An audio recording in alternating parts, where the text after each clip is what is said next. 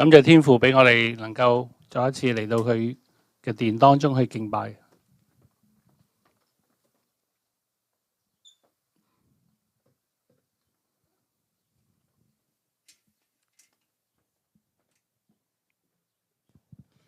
感謝天父，讓我們有機會來到神的殿裡面去敬拜他。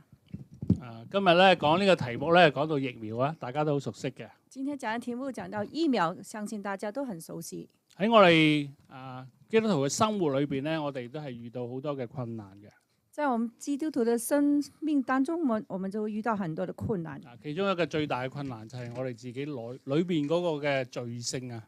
最大困難就是我們自己內心裡面那個罪性。究竟我哋就算做咗基督徒之後，我哋點去面對呢樣嘢咧？就是我們當了基督徒之後，我們究竟怎麼樣去面對我們內心這個？我哋低頭先禱告。我們一起低頭禱告。神啊，求你嘅聖靈與我哋同在。神啊，求你聖靈與我們同在。提醒我哋應該要點樣行事為人。教導我們怎麼樣去行事為人。祝福以下時間，奉耶穌基督名求。祝福以下時間，禱告奉主耶穌名求。阿門。我哋上星期咧就講過咧結果子啊，我哋咩為之嘅結果子啊？上個星期的講道裡面，我們講到什麼叫做結果子。咁咧，我哋講到果子咧，係講到咧一個人佢嗰個一個生產力啊，或者佢個對人嘅一啲嘅表現啊。我們講到結果子是一個生產的表現，或者一個人對別人那個表現。如果你係同神嘅生命越接近嘅時候，當你與神的生命越接近的時候，你必然會結出屬靈嘅果子出嚟。你必然會結出屬靈的果子出來。如果你越接近咧，你就越更加明白上帝嘅旨意喺你身上應該點樣行。你越接近的話，你會越知道神在你生命當中的旨意是什麼。但係你越疏遠咧，你就係唔知道咧，你應該有冇行到喺神嘅旨意當中。當你與神關係疏遠的話，你就不曉得到底你神的心意是什麼。咁我哋亦都講到咧，呢個果子嘅有3個嘅特質。我們也提過果子有3個的特質。屬靈嘅果子有3種嘅特質。屬靈的果子有3個特質。第一咧就係你嘅果子咧係反映出你係屬於邊一棵樹嘅特質。你的特質第一個就是你是怎麼樣的，你就會反映出你是屬於哪一棵樹的。譬如呢棵係蘋果樹，你係必然係表現出蘋果樹嘅特質。如果你是蘋果樹的話，你就會反映出來你是一棵蘋果樹。蘋果就反映出蘋果樹嘅特質啦。蘋果就是反映出蘋果樹的特質。如果你係香蕉樹嘅咧，你就反映出香蕉嘅時候反映出香蕉樹嘅特質。如果你是香蕉的話，你就反映出你香蕉樹的特質。係一定會反映出嚟嘅。這個是一定會反映出來的。咁呢個第一點啦。這個是第一點。第二點咧係果子係一定可以睇得到嘅。第二點就是果子是一定可以看到的。如果你做基督徒好耐，冇人知道你係基督徒咧，係好有問題啦。如果你做基督徒很長時間，但是沒有人發現你是基督徒的話，這個你就很大問題啊。基督徒應該係反映出上帝嘅特質喺我哋嘅心目，喺我哋嘅行為當中出現嘅。基督徒應該要反映出來上帝在我們裡面的。咁所以係睇得見嘅，因為咧你去 supermarket 買果子嘅時候，一定唔會買一個睇唔見嘅果子嘅。就是一定是看得見啦。如果你去超市買水果的話，你是一定會購買，就是你可以看見的。睇唔到嘅果子係唔會存在嘅。看不見的果子是不會存在的。所以咧睇得見係好重要啊。就看得見是非常重要的。而且咧呢個果子嘅特質咧係頭先講咗係反映出嗰棵樹嘅特質啦。這果子剛才講過，就反映出那棵樹的特質。咁第3點咧，亦都好重要嘅。第3點也是一樣很重要。呢個果子嘅存在嘅目的咧，唔係為你自己嘅。這個果子的存在的目的不是為了你自己的。你買生果係俾你食噶嘛？因為買水果是當然要給你自己吃的。基督徒嘅特質係俾人可以見得到，係祝福別人嘅。基督徒是要給別人看到，是祝福別人的。你嘅果子嘅特徵咧，就係要祝福別人嘅。你果子的特徵就是要去祝福別人的。如果你做基督徒淨係為自己嚟做咧，係好有問題。如果你當基督徒只為你自己來做的話，是非常有問題的。有一樣果子係為自己嚟活嘅，有一種果子是為你自己來活的，就係一個壞嘅果子，就是一個壞掉的果子。自己食自己，蘋果食自己，就係因為你裏邊壞咗啦。蘋果就你自己吃你自己，就是因為蘋果它已經爛掉了。如果一個橙自己食自己，即係裏邊咧係發霉啦。一個橘子，你吃自己的話，就你表示裡面已經發霉壞掉了。果子嘅永遠都係為別人而活嘅。果子是永遠是為別人而活的。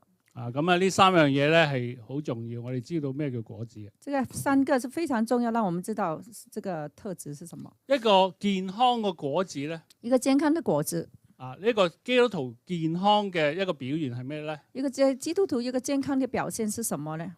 你活在咧唔係等人服侍嘅，你活在不是等別人來服侍你的。你而家淨係坐喺度咧，你服侍我啦，呢個係好有問題啊！如果你只是坐在那邊等別人來服侍你的話，這個是一個很大的問題。你係要服侍人。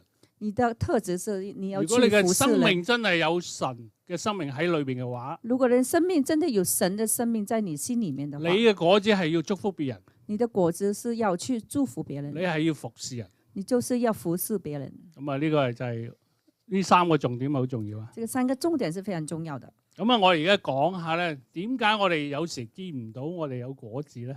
我們嚟講一下，為什麼有時候我們是看不到我們有果子？咁啊，首先睇下咧，第一點咧，我哋講到咧，加拉太書呢段經文咧有個背景喺度嘅。我首先嚟看看加拉太書這卷書裡面有個背景的。頭先我哋讀到咧，聖靈果子咧係有九種唔同嘅特質嘅。剛才我們的經文念到，聖靈的果子有九個的。咁啊，呢個大家都好熟悉啊。大家都很熟悉啦。仁愛、喜樂、和平，起碼記得三個。起碼大家頭三個仁愛、喜樂、和平。但係保羅咧寫呢段經文嘅時候咧，佢其實之前有個背景啊。其實保羅在寫這段經文時候，之前還有一個背景的，就係加拉太書5章19至21節。就是加拉太書5章19到21節。大家唔使讀噶，唔需要讀啊。大家不需要念。就係講到咧，人與人之間咧好多嘅爭鬥啊。講到人與人之間很多爭鬥。人咧有好迷信啊。人他又很迷信。人咧就係顧住自己啦，唔為別人嘅。人只是很自私，只是自己顧自己，不考慮別人的。保羅咧係針對呢啲事情喺教會裏邊發生嘅。保羅就針對這些事情在教會裡面發生的。所以佢就講聖靈果子係咁噶，唔係嗰啲嘢嚟噶。所以保羅一再提說，聖靈的果子應該是這樣子的。咁結尾嗰陣時5章26，請阿師母讀。在加拉太書5章26節結尾時候，他這裡講到說，不要貪圖虛名，彼此惹氣，互相妒忌。就喺保羅就發覺教會裏邊有呢啲事情發生。因為保羅看到教會裡面有發生這種的事情，所以佢話：你哋唔好要嗰啲。他說：你們不要這些東西。19至21嗰啲你唔要。19到21這些你們不需要。要乜嘢咧？就係要22至23節聖靈嘅果子。你們需要的只是聖靈的果子22到23節。咁佢總結就話：你唔好貪圖嗰啲咁嘅嘢啦。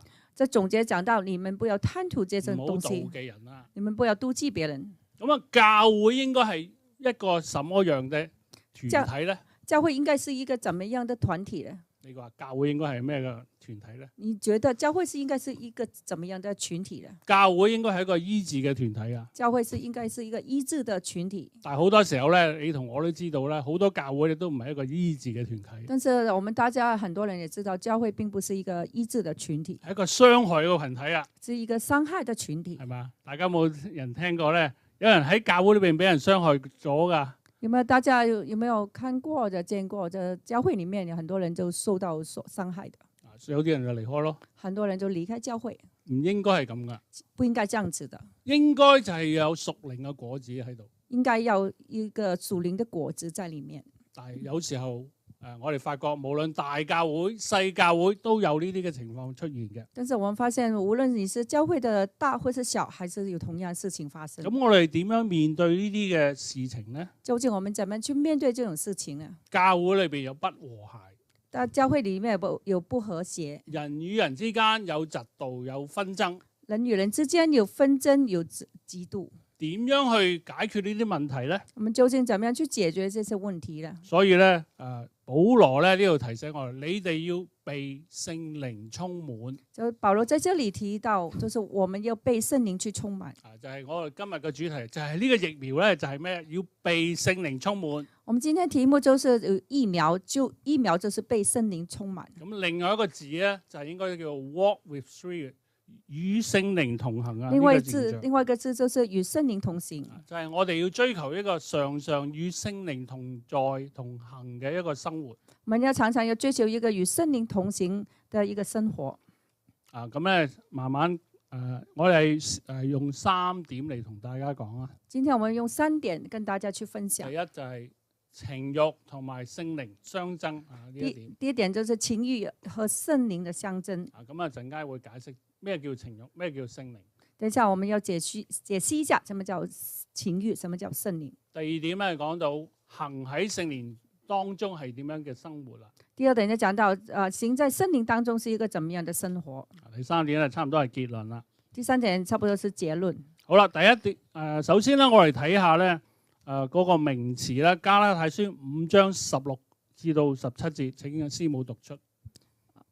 加拉太書5章16到17節，我說你們當順着聖靈而行，就不放縱肉體的情慾了。因為情慾和聖靈相爭，聖靈和情慾相爭，這2個是彼此相敵，使你們不能做所願意做的。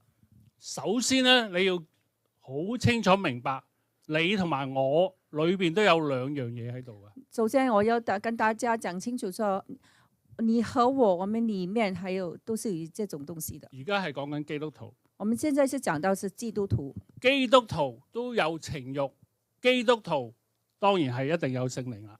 基督徒當然會有情慾，也有聖靈。兩個可能你未信主之前，你就係得情慾。可能你還沒信主之前，你心裡面只有情慾。但係基督徒裏邊係有除咗情慾之外，都有聖靈喺度。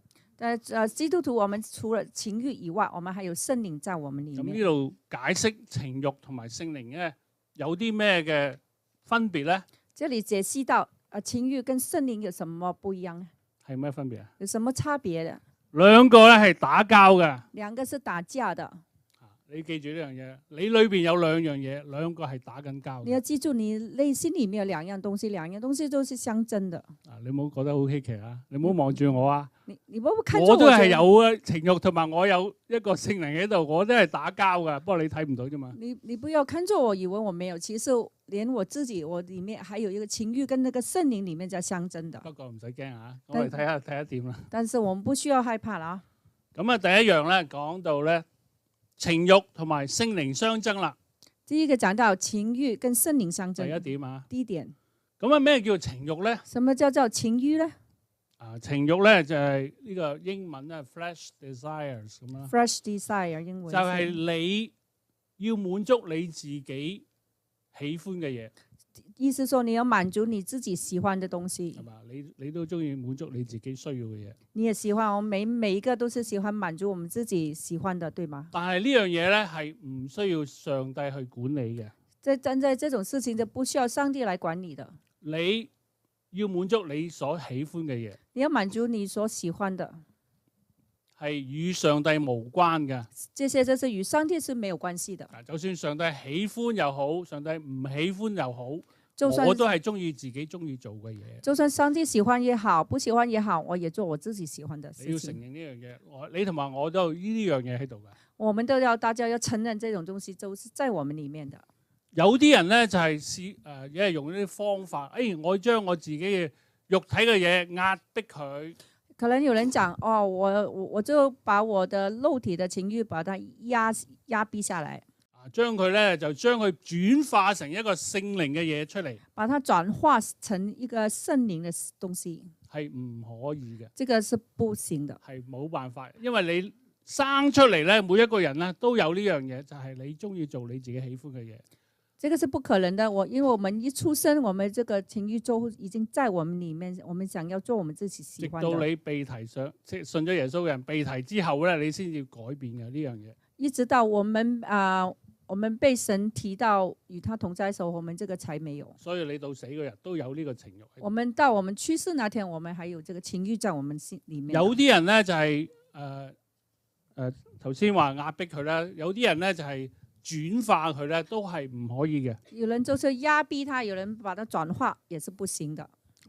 你苦害你自己嘅肉身，你苦害你自己的肉身，你都係解決唔到呢個情慾。你也解決不了這個情慾。你永遠都係中意做自己喜歡嘅嘢。你怎麼樣，你還是喜歡做你自己喜歡做的事。呢樣嘢咧，上帝喺唔喺度咧，我都唔會理嘅。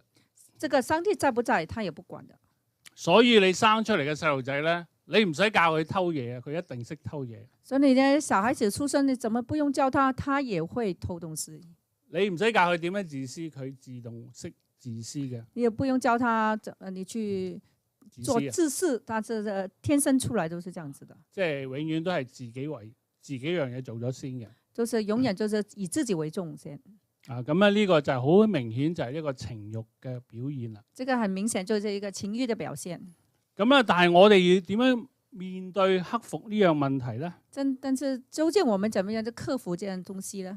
既然你唔可以阻止你嘅情慾喺你裏邊嘅，如果我們真的不能夠控制我們的情慾在我們裡面，但係頭先經文呢度講咗話，你哋要行在聖靈當中啊。在聖經裡面講到，我們要行在聖靈當中，你先至可以去勝過情慾，你才可以勝過這個情慾。唔係倒轉嘅，不是反轉的。你首先你要行喺聖靈當中。你首先你要行在聖靈當中。保羅冇話咧，你嘅肉體咧，你可以去點樣處理佢，你冇辦法搣走佢嘅。但是保羅沒有提過你要怎麼樣去對付，因為這個是沒辦法拿走的。你只係可以超越佢。你只可以超越他。咁啊，就係呢樣嘢咧，我哋再睇下第二點啦。在這個，我們來看看第二點。咁啊，點樣針對萬惡嘅疫苗行喺聖靈當中咧？第二點就是怎麼樣針對這個萬惡的疫苗行在聖靈當中呢？請讀8章1至2。羅馬書8章1到2節，如今那些在基督耶穌裡的就不定罪了，因為賜生命聖靈的律在基督耶穌裡釋放了我，使我脫離罪和死的律了。當你信咗耶穌之後咧，有聖靈進入你嘅心裏邊。但信耶穌之後，有聖靈進入你的心裡面。首先你要有聖靈進入咗你嘅心裏邊，你先至可以做。首先你要把有聖靈在你進入你心裡面，你才可以做。頭先講到我哋裏邊個情慾嘅需要咧，係一定會存在嘅。剛才提過，我們體內那個情慾是一定存在的。但係點樣去勝過你嘅情慾咧？但是我們怎麼樣去勝過我們的情慾咧？你要行在聖靈當中，你先可以啊。你就要行在聖靈當中，你才可以。咁啊，呢個行在聖靈當中咧，你係一個超越嘅行為啊。這個行在聖靈當中，是一個超越的行為。咁啊，我用2個定律咧，同大家可以分享一下。我現在要跟大家分享2個定律。第一個定律大家都好熟悉嘅，細路仔都知道啦。第二個定律相信大家也很熟悉了。咁啊，一個科學家叫牛頓啦，係嘛？一個科學家叫牛頓。咁啊，佢即係喺個樹底下，蘋果樹底下，咁啊跌咗個蘋果，篤咁啊撞親個頭啦。他這個牛頓就坐在那個蘋果樹下咧，突然間一個蘋果掉下來，就扣到他頭。點解會有蘋果跌落我個頭嗰度咧？他想到為什麼有蘋果會跌在我的頭上咧？所以咧就發明咗一個叫做地心吸力嘅嘢，大家有冇聽過啊？所以他就發明了這個就地心吸力。咁啊，應該差唔多到而家有700-800年噶啦。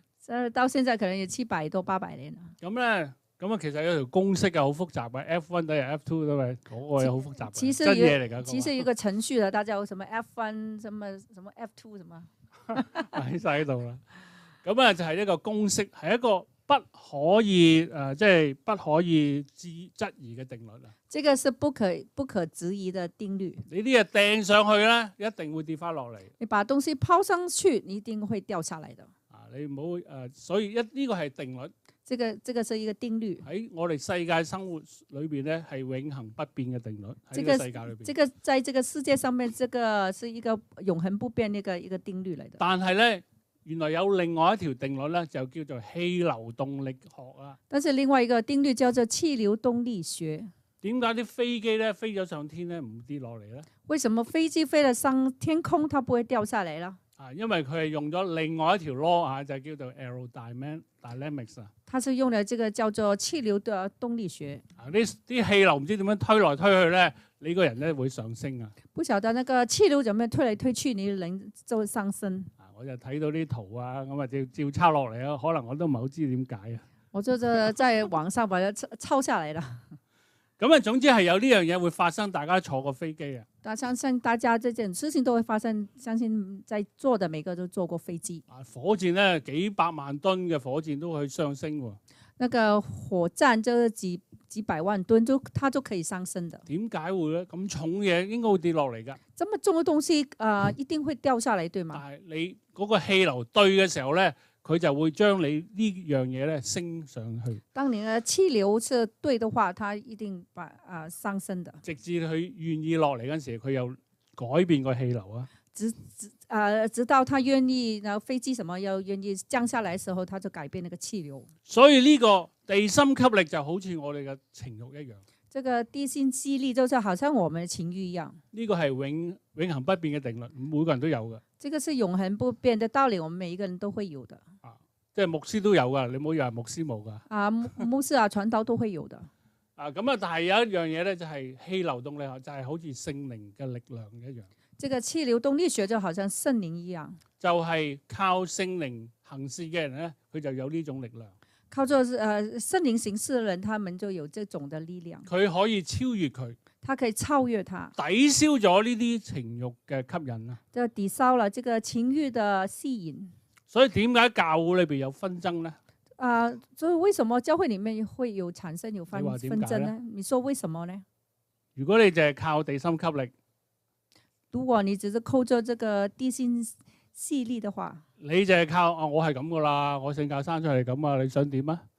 你就靠着我就是這樣子啦，我生出來我的個性就是這樣子啦。唔可以啊！不可以，我哋有聖靈喺度。不可以哦，因為我們有聖靈。我哋靠着聖靈咧，就一定可以勝過你肉體。我們靠着聖靈，我們一定會勝過這個肉體的。呢個係保羅所講噶。這個是保羅所講的。咁亦都係保羅勸我哋教會應該要咁樣做。這個也是保羅勸我們教會要這樣子做的。你唔好順住你肉體嘅需要。你不要順住你的肉體。順住你肉體需要，一定係會令人紛爭噶。你順着你的肉體的話，一定會產生紛爭。大家都知道啦。大家都知道。你就中意你中意嘅嘢。你都喜歡你喜歡的東西。我中意呢個間房黑啲。我喜歡這個房間裡面黑一點。咁樣啲人唱歌個樣好睇啲。那些人唱歌看起來好看一點。但係你話唔係喎，光啲啊，應該係靚啲喎。點解你咁講咧？你會覺得沒有，我覺得亮一點，人看起來更好看。咁啊，你又堅持你嗰樣嘢，我又堅持我嗰樣嘢，結果係乜嘢咧？大家就堅持大家自己的意見，那麼結果會怎麼樣呢？咁咪紛爭咯，就產生紛爭。所以教會一定有紛爭㗎。就教會裡面一定有紛爭。因為你嘅中意同埋我嘅中意一定唔一樣。因為你的喜好跟我的喜好就不一樣的。咁所以需要有聖靈嘅力量幫助我哋啦。所以需要聖靈的力量去幫助我們。咁啊，有3點咧，而家就講下咧。一個咧，行在聖靈中嘅人咧，有3樣嘢你要注意嘅。一個行在聖靈中嘅人有3點我們要注意的。咁咩叫行在聖靈中啊？好抽象喎。什麼叫做行在聖靈中呢？有3樣嘢啊。有3種東西。第一，當你一個人行嘅時候咧，你會喐噶，係嘛？當你一個人走動的時候，就會行動，對嗎？你嘅腳行嗰時，你會喐噶嘛？你就走的時候，你會有動，對嗎？你一步一步一步咁行。你就會一步一步的走。但係你行嘅時候咧，你有一個目標啊。但是你走的時候，你有一個目標。呢個目標就係乜嘢咧？這個目標就是什麼呢？就係神嘅旨意啦。就是神的旨意。你唔係漫無目的嘅係行嘅。你不是漫無目標的去當走。我哋話行喺神嘅旨意裏邊，行當我們在聖靈當中嘅時候咧，當我們說我們行在神的旨意、神的聖靈的當中的時候，你一定係按住神嘅旨意嚟行嘅。你是一定是按照神的旨意來行的。你唔係按住你嘅旨意啊嘛，你係神嘅旨意。你不是按照你自己的旨意，你而是按照神的旨意。咁你咪即係行喺聖經個話語上面咯。你就是行在聖經的話語當中。譬如你話你中意呢個房係光嘅，我中意呢個房係黑嘅。比如說你喜歡這個房間比較黑一點，我比較喜歡那個房間比較亮一點的。咁如果我行喺神嘅旨意，咁黑同埋光有咩分別咧？如果我行在神的旨意當中，我就覺得黑跟光有什麼差別？總要係敬拜神。反正是敬拜神就可以。大家有一個同心嘅敬拜神，係黑又好白又好，都係要敬拜神。大家就是黑又好白又好，大家同一個目標就是敬拜神。有啲西人嘅教會咧好黑㗎。有的就是老外教會裡面，他們可能都敬拜的場地就很黑的。因為佢哋要即係有一個氣氛喺度嘛。因為他們想要創造一個氣氛在裡面。咁樣都係敬拜神。這種也是敬拜神啦。所以第一樣嘢你要知道，你有個目標就係神嘅旨意要成就。你這個要有個目標，就神的旨意要成就。好啦，第二樣嘢咧，行喺聖靈當中咧，你咧係有一個一步一步咁行嘅。行在神的旨意當中，就是一步一步的行。咁你每一步行嘅時候咧，其實你有個依靠神嘅心去行嘅。你每步走的時候，你有個依靠神的心。我自己做係做唔到嘅。我自己是做不到的。但係神幫助我，我就去會做到啦。但神幫助我的話，一定可以做到。我知道神嘅旨意喜歡呢樣嘢，雖然我唔想，但係我知道神中意，我就做啦。我知道我做的事，神要叫我做的事情，雖然可能我不喜歡，但是我就是依靠，我就是聽命神的旨意就去做。叫你去傳福音。就叫你去傳福音。哇！即係大男人老狗咁樣走去街嗰度派嘢，好核突啫。我就大男人去走在街上去傳福音，很難看。但係神中意喎。但係神就很喜歡。神中意我哋咁樣做喎。但係神就喜悅我們這樣子做。只要佢中意就得啦。只要他喜歡就可以。我咪去咯。我就去了。話知你點講我咧？我神中意就得噶啦。我就不管別人怎麼樣看我，我就去了。第一樣咧就係目標啦。第二樣嘢咧就係你依靠啦。第三咧就係要委身啊。第一個就是你有一個目標，第二個依靠，第三個就是委身。你每一步行嘅時候咧我就決定要行神嘅旨意喺我心裏邊。你每一步要走的話，你就說我要做行喺神嘅旨意裏邊，走在神的旨意裏面。你要靠信心踏上。你要靠着這個信心踏上。佢話：哎呀，唔係喎，即係咁樣好難睇啫。因為哎呀，這樣子很難看，對嗎？信心，神叫你做嘅嘢，神嘅旨意要你做嘅嘢，一定可以做得到。神要你做的事情，你一定可以做到的。你一定要有行動嘅信心。你一定要有一個行動的信心。你唔係靠你自己。你不是靠你自己的。你知道神中意。因為你知道神喜歡。你要靠信心啊。你就靠着信心。信心踏上一步一步嘅時候。信心這個踏上一步一步去走行。呢個你就係行喺聖靈當中。你就行在聖靈的當中。雖然啲人好衰啊，我唔想原諒佢。雖然那些人很壞，但是我不想原諒他。但係好難做啊！但係神話要原諒佢。我雖然很困難，但神說你要去原諒他。神中意，好，我都試下一步一步原諒佢。神喜歡我這樣子做，雖然我覺得很困難，但是我還是決定一步一步的慢慢去學。喺聖靈當中，其實就係呢三樣嘢。其實就是行在聖靈當中，就是這三種。你如果唔願意行咧，你嘅教會咧就唔會睇到有和諧。如果你不踏上去行的話，教會裡面不會產生有和諧的。你就會好似保羅睇到好多紛爭啊，好多嫉妒嘅嘢。你就好像保羅這樣子，看到教會裡面很多紛爭、很多嫉妒的事情。好啦，我哋第三點咧就講下咧，靠聖靈行事嘅人生咧。請讀第7至9節。第三個就是靠聖靈行事的人生。我們來讀一下經文，從7到9節。原來體貼肉體的，就是與神為仇，因為不服神的律法，也是不能服。而且屬肉體的人不能得神的喜歡。如果神的靈住在你們心裏，你們就不屬肉體，乃屬聖靈了。人若沒有基督的靈，就不是屬基督的。頭先都講咗啦，肉體同埋聖靈咧係相爭嘅。剛才我們之前也提到，這個肉體跟聖靈是為仇的。所以我哋一定要靠聖靈行事，你先可以勝過你肉體嘅情慾。所以我們一定要靠着聖靈行事，我們才可以勝過這個肉體。當你行喺聖靈當中嘅時候咧，你會發覺加拉太書5章22、23節9種嘅果子啊，9種嘅即係特質。當你行在神的旨意裡面，你就發現就加拉太書5章22到23節裡面講到9種的聖靈的果子。其實係一個果子嘅，聖經講到一個果子有9種特質。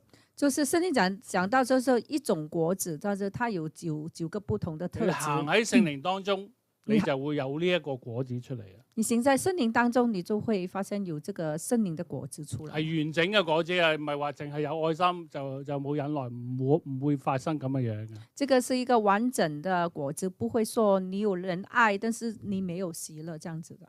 一定係一個完整嘅果子啊！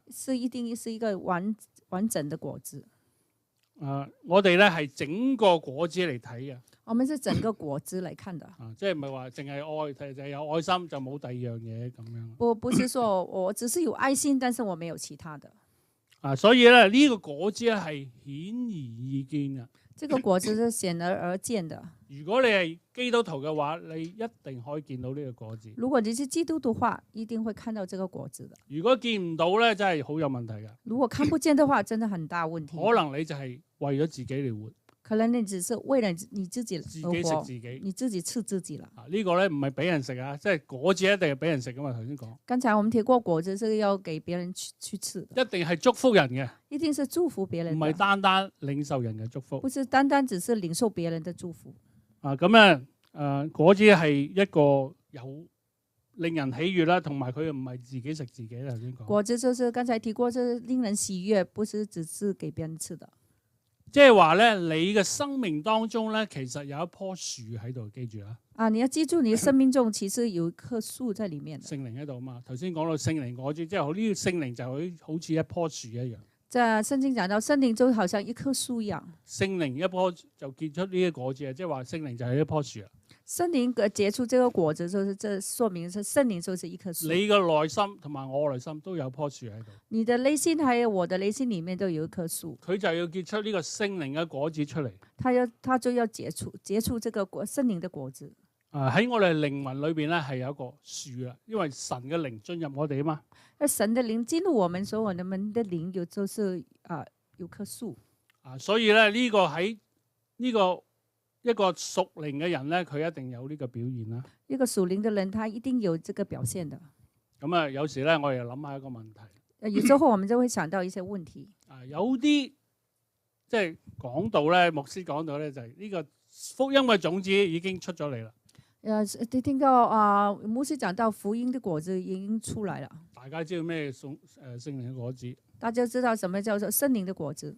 但係呢個咁嘅信息，呢個嘅種子，但是這個信息，這個種子有冇進入你嘅心裏邊咧？究竟有沒有進入到你的心裡面？呢個係一個好大嘅問題啊！這個是一個很大的問題。即係聖經話咧，你有好土咧，先可以接受呢個道種嘛。聖經講到你的有好土，你可以才接受這個種子啊。咁咩叫好土咧？什麼叫做好的土咧？即係有個適當嘅環境去接受呢個種子啊。就是有個適當的環境去接受這個種子。如果你內心好多嘅罪咧，就好困難嘅。如果你內心有存在很多的罪，這樣子都很困難。咁我諗到一個比較特別嘅圖畫啦。我就想到一個很特別的圖畫。可能同呢樣嘢都有關。其實可能跟這件事情也有關係的。即係好似我哋咧食 popcorn 啊，就是我們吃爆米花。下邊都有啊。上次咧剩翻咗啲 popcorn 出嚟咧，一啲種子啊 ，popcorn 嘅種子。我們上次吃那個爆米花裡面嘅時候，就是還剩下一個種子。大家有冇見過 popcorn 嘅種子係點樣樣啊？大家有冇看過那個爆米花那個種子是什麼？好硬好硬嘅。很硬很硬，對嗎？係咪？好硬啊！你試下用牙咬佢啊，咬唔斷。你嘗試用牙齒去咬它，不行的。但係有一樣嘢可以爆開佢，但是有樣東西可以把它爆開的，點啊？係啦，microwave 就是啊！微波爐。微波爐microwave 因為種子裏邊咧其實係有水分嘅。其實種子裡面有水分的。當你喺 microwave 嘅時候咧，當你在放進去那個微波爐的時候，佢咧熱咗嘅時候咧，嗰啲裏邊嘅水分要逼出嚟啊！它很因為遇到熱，就叫你把裡面種子的水分把它逼出來。咁啊，外邊嗰個殼無論佢幾大力，外面的殼無論它有多大力，但係佢裏邊嘅嘢要逼出嚟，就係要逼出嚟。但是它裡面的水分就是要把它逼出來。咁啊，即係差唔多2分半鐘啦，啪啪啪啪啪啪啪咁樣爆晒出嚟啦。大概都2分半到3分鐘，都是把它爆出來。咁樣就係，其實就係要喺一個適當嘅環境啊。就是要在一個適當的環境。我哋喺咩時候有一個適當環境嚟接受神嘅道種咧？我們究竟有在什麼是叫做最適當的環境裡面去接受神呢？嗱，好似咧就講一個精子同埋卵子啦，哇！大家好驚啊！我們講到一個精子和卵子，咩時候先會有生命產生咧？什麼時候生命才會產生呢？你讀過生物學都知道。大家練過生物學嘅時候都知道。如果精子咧游來游去咧，佢去唔到嗰個卵子嗰度。如果那個精子游來游去，游不到那個卵子的地方嘅時候，唔會有生命出嚟，生命就不會產生的。我哋都係一樣。我們也是一樣。如果道種咧，你唔係打開心接受呢個道種，如果那個道種你不是打開心去接受它的話，呢個道種要入咗喺你嘅心裏邊，這個道種要進入你的心裡面，你先去爆炸成為一個生命。你可以爆發出一個生命。如果唔係你淨係聽到，聽咗就算數。如果你只聽到，聽完就算了。但係呢個生命嘅種子，你要入到喺你嘅心裏邊。但生命的種子要進入到你的心裡面。所以你有個適當嘅心情去聆聽同埋去接受先得。你有適當的心情去聆聽，還接受才行。如果你係裏邊好多嘅反抗，如果你裡面產生有很多的反抗，我唔中意啊，我不喜歡，咁好難嘅，唔行唔通嘅，這樣子不行啊，行不通的，咁就冇辦法。這樣子就算你聽10年道都冇用。就算你聽了超過10年的道也不行。所以有啲人咧，佢生命長得好快，有的人他生命他發展得很快，因為佢願意聽，因為他願意打開他的心來聽，行喺聖靈當中。因為他願意行在聖靈的當中。雖然係好難行，但係神中意嘅。但是雖然很難行，但是因為是神喜悅的，神希望我哋愛佢，神希望我們去愛他，所以我哋係要做上帝喜悅嘅事嘅。所以我們要做上帝喜悅的事情，你就做啦，你就去做了。嗱，呢個道種能夠爆發咧，係因為接受咗啊！呢個道種喺你嘅生命能夠萌芽發即係長大發出嚟啊！因為這個道種能夠爆發出來，就是因為它能夠在你的心裡面就是發芽生長。所以咧，大家知道呢個種子，大家都係一樣接受呢個種子。大家也一樣去接受這個種子。呢個種子就係聖經嘅話語。這種子就是聖經的話語。但係點樣先有能夠有呢個嘅萌芽長大嘅情況呢？但是要怎麼樣才可以讓你這個種子就萌芽生長呢？第一樣嘢，當然你一定要接受呢個真道啦。第一個，當然首先你要去接受這個真道。如果你未曾相信耶穌咧，呢個就係好大困難。如果你還未曾經相信耶穌的話，這個是很大困難。當你相信耶穌進入你嘅生命裏邊嘅時候，當你相信耶穌進入在你的心裡面的時候，你真係接受耶穌，你真的去相信耶穌。你話神啊，我而家唔再做我自己嘅主人。神啊，我現在不再做我自己肉體的主人。我要把我嘅生命交喺上帝嘅手裏邊。我要把我的生命完全的交託在神你的手裡面。呢個叫做接受耶穌嘛。這個就是接受耶穌。即係你嘅生活唔係你自己嘅生活啦。你的生活不再是你自己嘅生活，係上帝嘅生命喺你裏邊活着。就是上帝的生命在你心裡面活着。咁咧，當聖靈你願意行喺聖靈當中嘅時候咧，當你願意行在聖靈嘅當中嘅時候，你嘅生命就會成長啊！你的生命就會成長。咁我哋咧就可以結出聖靈嘅果子出嚟。我們就可以結出聖靈嘅果子出來。記住，果子係要祝福別人嘅。你要記住，果子是要用來祝福別人的。請師母為我哋做一個結束嘅禮。我們一起低頭禱告。我們在天上的父，我們感謝讚美你，敬拜你。在你，我们只做圣灵将你的爱浇灌在我们心里面的时候，我们也求你这样的活泼的赞美的言语也倾倒在我们生命当中。在我们今天这个弯曲薄暮的时代里面，在耶稣基督再来之前的最后一段期间，也是靠着最激烈的一段时间。我们靠着什么来战争呢？就是我们靠着圣灵，我们靠着祷告，我们与这个魔鬼撒旦的权势来争斗。神啊，帮助我们真的，我们执着圣灵，我们真的要与神同工，也帮助我们就能够打开我们的心，能够让神来掌管我们的生命，帮助我们不要再坚持我们自己，不要再活在这个邪恶的时代里面，帮助我们真的要顺着圣灵而行。我们知道这个是非常困难的，因为我们每一天都要面对这个世界，我们要面对我们周边很多还没信的人，也帮助我们有个坚定的心。当这个情欲圣灵的相争的时候，我们真的要去祷告，求神都帮助我们。我们要真的要依靠神。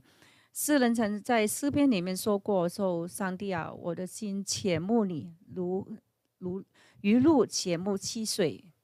我的心可想上帝，就是永生这个上帝。我几时可以朝见上帝呢？